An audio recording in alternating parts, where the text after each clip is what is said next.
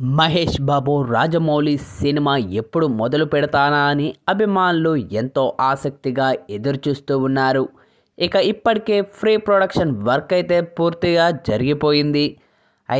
కానీ మహేష్ బాబు రెగ్యులర్గా వెకేషన్కి వెళ్ళినట్టు ఇప్పుడు కూడా వెకేషన్ చుట్టూ తిరుగుతూ ఉన్నాడు. ఇటీవలే తన ఫ్యామిలీతో కలిసి లండన్ వెళ్ళిన మహేష్ బాబు తాజాగా హైదరాబాద్కు తిరిగి వచ్చారు.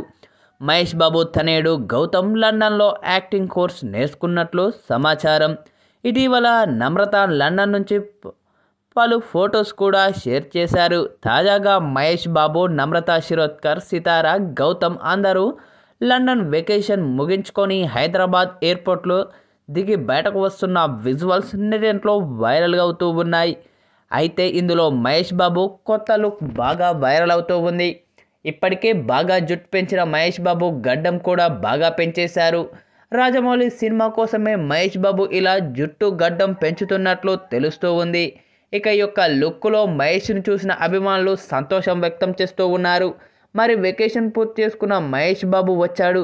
ఇప్పటికే రాజమౌళి SSMB 29 షూటింగ్ మొదలు పెడతాడా లేదా అన్నది చూడాల్సిందని కామెంట్లు పెడుతూ ఉన్నారు. Mahesh Babu Rajamouli cinema music work కూడా జరుగుతూ ఉన్నట్లు, ప్రీ ప్రొడక్షన్ వర్క్ కూడా జరుగుతున్నట్లు తెలుస్తూ ఉంది.